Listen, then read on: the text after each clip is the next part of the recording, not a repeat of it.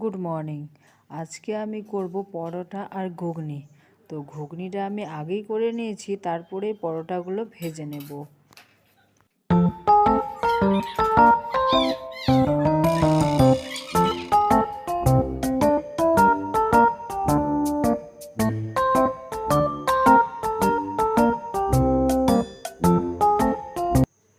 তো খাওয়া দাওয়া হয়ে গেছে, আমি জান্নার ধারে দাঁড়িয়েছিলাম। তারপরে দেখছি যে কুলের আচার, আমের আচার, সব আচারগুলো বিক্রি করতে এসছে। তো আমি দৌড়াতে দৌড়াতে আমি আচার কিনতে গেলাম। আর দেখো এদিকে কীরকম ছোটো বাচ্চার মতো আমি আচার খাই। আর আচার খেতে তো সবারই ভালো লাগে, তাই না? সে কুলের আচার হোক কিংবা আমের আচার হোক কিংবা হয়তো তেঁতুলের আচার, আমড়ার আচার, আমাকে আচার খেতে কিন্তু খুবই ভালো লাগে। দিদি আচার খাচ্ছ?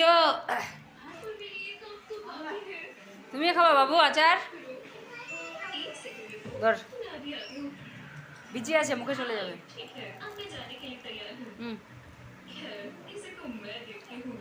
কামড় টান টান। হ্যাঁ, বিচি আছে নাকি দেখি? নাই, খাও।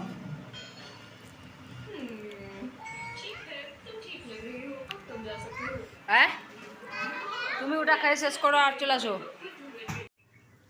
আর তারপরে এদিকে আমার মেয়ের জন্য খাবার তৈরি করলাম ওটস। আমার মেয়ে খাবে না বলে ঠাম্মুর কাছে গিয়ে বসে আছে, জানি না কি করছে, গিয়ে দেখি তো কি করে। কুটুম, কুটুম বাবু, ওটস খাওয়া, চলে আসো। আসো।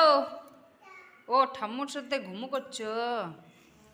ওটস কে খাবে? কি খাচ্ছ? চানাচুর।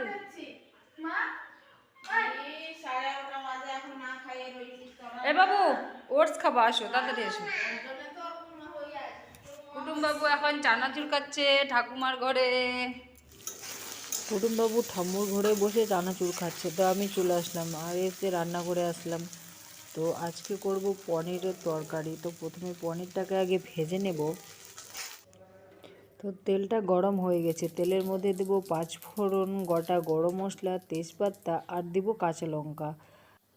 আর তারপরে দিয়ে দিলাম সব সবজিগুলো। তো এই সবজিগুলো তেলের মধ্যে অনেকক্ষণ ধরে ভাজবো।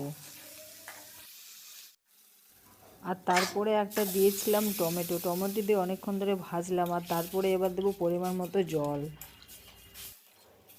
জল দেওয়ার পর তারপরে ঢেকে দেবো। আর এইদিকে দেখো সবজিটা সিদ্ধ হয়ে গেছে। আর এখানটায় মশলা বেটে নিয়েছি। জিরা, লঙ্কা, মৌরি, গোটা গরম মশলা, তেজপাতা আগে প্রথমে একটুখানি কড়াইয়ের মধ্যে ভেজে নিয়েছি, তারপরে জল দিয়ে বেটে নিলাম, তারপরে কড়াইয়ের মধ্যে দিয়ে দিচ্ছি। তো এই বড়াগুলো আগেই আমি ভেজে রেখেছিলাম, এই বড়াগুলো দিয়ে দিলাম। তারপরে যেই পনিরগুলো ভেজে রেখেছিলাম এই পনিরটাও দিয়ে দিলাম। আইসক্রিম নিয়ে চলে আসলা? আমাকে দিবা? ও বাবা, থামো।